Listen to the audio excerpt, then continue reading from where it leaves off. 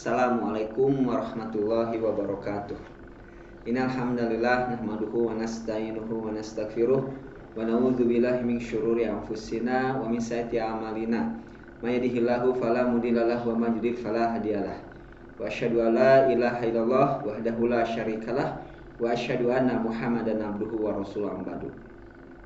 Alhamdulillah, segala puji hanya milik Allah Subhanahu wa taala, di mana atas nikmatnya kita bisa berjumpa kembali pada kegiatan kajian Islam di sekolah Sematan Ramadan secara virtual tahun 2021. Alhamdulillah, sholawat dan salam semoga tercurahkan kepada suri tauladan kita, penutup para nabi, Nabi Muhammad SAW, kepada keluarganya, kepada sahabatnya, tabi'ut serta kepada umatnya yang senantiasa patuh taat terhadap perintahnya. Anak-anakku yang dirahmati Allah Subhanahu wa taala, pada kesempatan kali ini kita akan melanjutkan materi tentang fikih Ramadan, pertemuan yang ketiga. Sebelum dimulai, Bapak mengingatkan alangkah baiknya kalian mengisi absen di komen, silakan, jangan lupa nama beserta kelasnya. Anakku yang dirahmati Allah Subhanahu wa taala, Allah Subhanahu wa taala berfirman, a'udzubillahi minasyaitonirrajim, ya ayyuhalladzina amanu kutiba alaikumusiyam kama kutiba alal ladzina min qablikum la'allakum tattaqun. Wahai orang-orang yang beriman, diwajibkan atas kamu berpuasa sebagaimana diwajibkan atas orang-orang sebelum kamu agar kalian bertakwa. Quran surat Al-Baqarah ayat 183.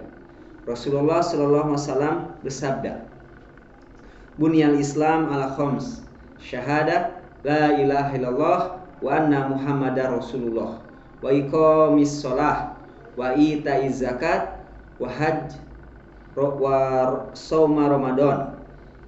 Islam dibangun di atas 5 rukun.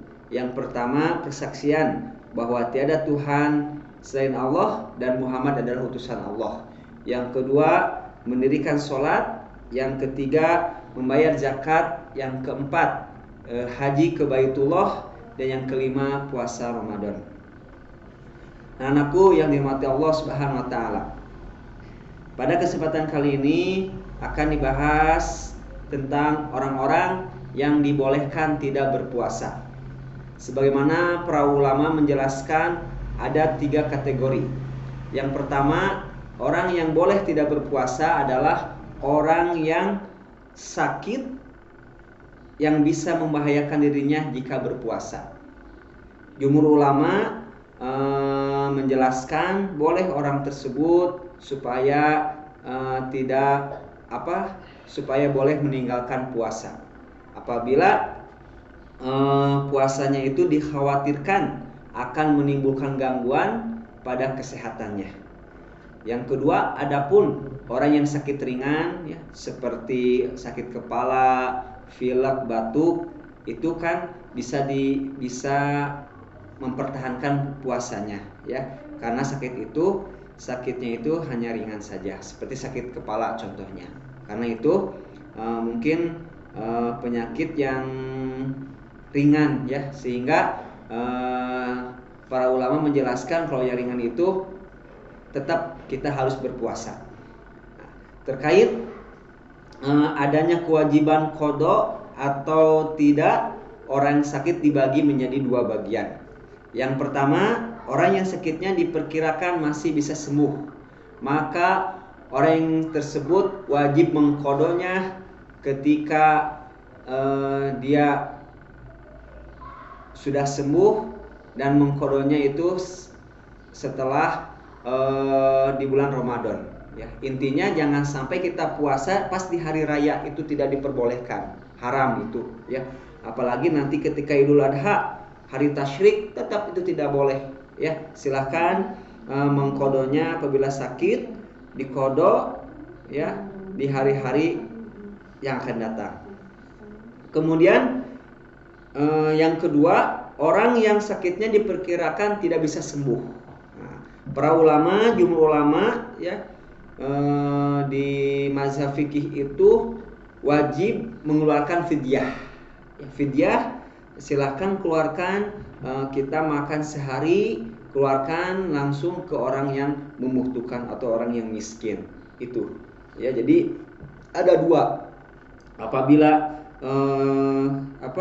yang pertama itu bisa mengkodonya silahkan. Yang kedua apabila sakitnya itu parah, ya sudah tua renta, kemudian diperkirakan tidak bisa sembuh, ya itu bisa diganti dengan fidyah.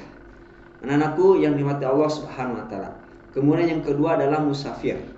Orang yang bersafar boleh meninggalkan puasa Ramadan, ya, baik perjalanan sulit dan berat jika dilakukan dengan berpuasa, maupun perjalanannya ringan dan tidak berat jika dilakukan dengan berpuasa. Ini apabila kita bersafar, perjalanan itu sulit dan memberatkan, ini boleh kita ganti, ya, dikodok gitu di hari-hari yang akan datang.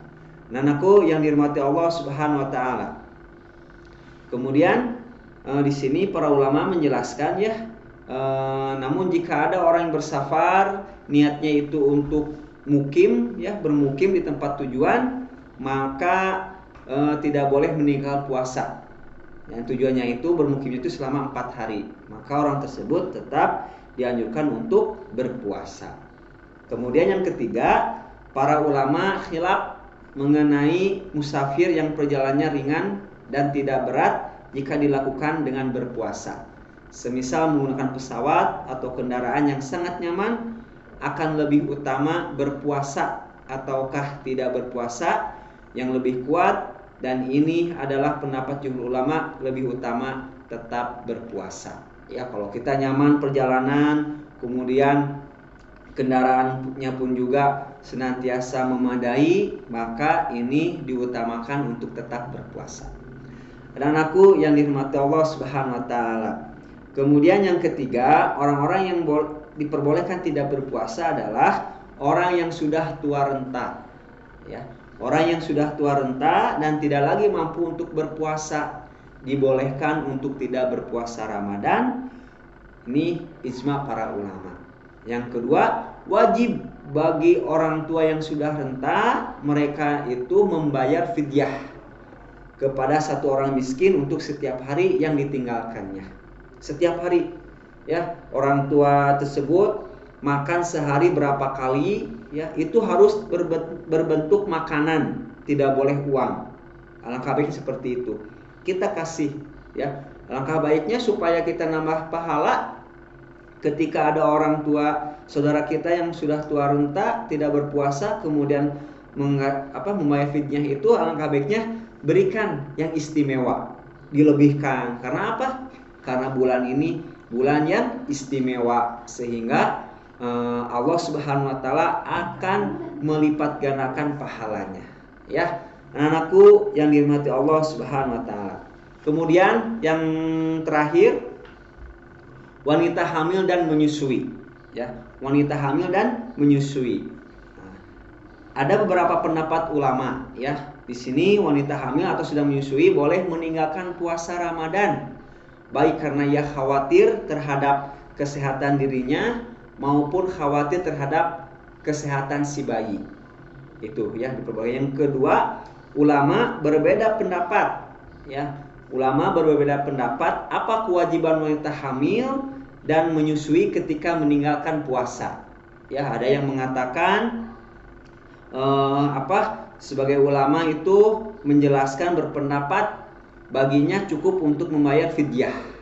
Satu, ya, wanita hamil tersebut, ya, tanpa qadha. Ini adalah dikuatkan oleh Syekh Albani rahimakumullah. Kemudian ada juga pendapat yang lainnya, yakni cukup mengqadha tanpa fidyah, seperti itu, ya. Ini dikuatkan oleh Syekh Ibnu Baz, kemudian Syekh Ibnu Utsaimin, Syekh Shalih Al Fauzan, ya, seperti itu. Nah, anak-anakku yang dirahmati Allah Subhanahu wa taala. Kemudian sebagian ulama mazhab juga berpendapat bagi mereka qadha dan fidyah jika meninggalkan puasa karena khawatir akan kesehatan si bayi. Anak-anakku yang dirahmati Allah Subhanahu wa taala. Mungkin ini saja pertemuan hari ini yang dapat saya sampaikan. Mohon maaf bila ada kesalahan. Yang salah mutlak dari diri pribadi dan yang benar hanya milik Allah Subhanahu wa taala. Insya Allah besok kita akan bertemu kembali ya, tentu saja kita mohon kepada Allah Subhanahu wa taala. Demikian yang dapat saya sampaikan. Kita tutup dengan kafaratul majelis. Subhanaka Allahumma wa bihamdika asyhadu an la ilaha illa anta astaghfiruka wa atubu ilaik. Wassalamualaikum warahmatullahi wabarakatuh.